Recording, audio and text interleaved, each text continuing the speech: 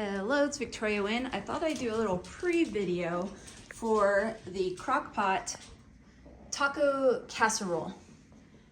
That is a lot of ingredients. There's a bit to load up on, but I am having about, let's see, 5 or 6 people tonight.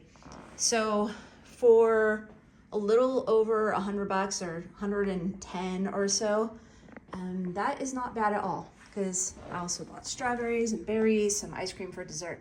So the extras that I bought, for those of you that are wanting to really see how good this recipe is, I am just trying recipes that I find online, first from typical scroll, but they need to be healthy, or at least be a version that I can healthify them, right?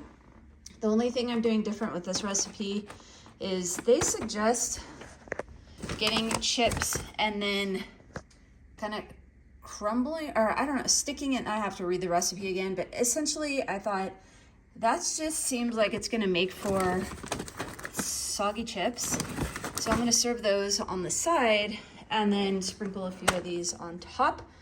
I added tortillas just in case somebody wants to, like, I don't know, make a little fajita burrito thing.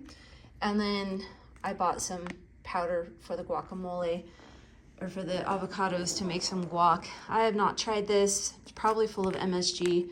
I don't know. I shouldn't judge so quickly because I hadn't even looked at the back. But yes, so probably won't do that again since I am shifting to a much healthier lifestyle.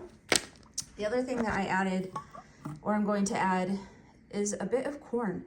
I was a little surprised it wasn't in the recipe. And I do not eat hot sauce. I am so wimpy of the palate of a 3-year-old. So this will be for my adult kids who love hot sauce. I don't really like oregano, but it's so darn pretty. I will probably just put a few sprigs on top and call that good. Also, I've got 3 packages of meat. I just wanted to share that I got this big old crock pot that is 8 quart. The recipe calls for 6 quart, and I do have some very hungry kids and friends coming over. So I bought a little bit more of most everything.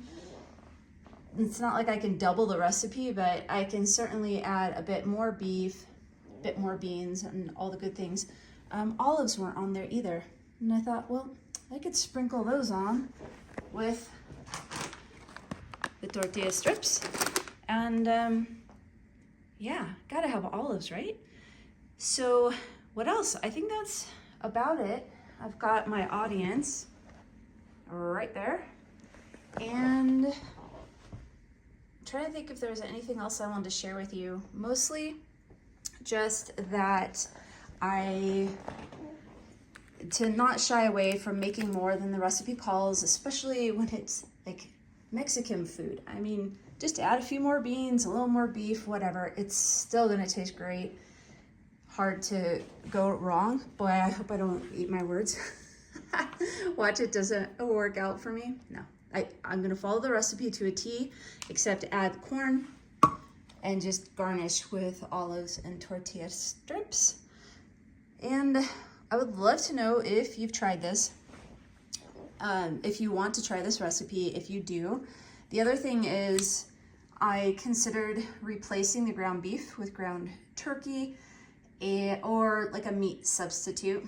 So for this recipe, for the first time around with it, I'm just gonna do it as it states in the recipe, but I'm also getting away from meat anyways, and even if it tastes amazing, next time will probably be like an alternative of sorts.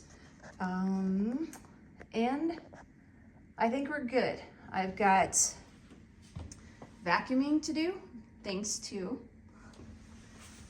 Biscuit, but she's so worth it, and some Swiffering again.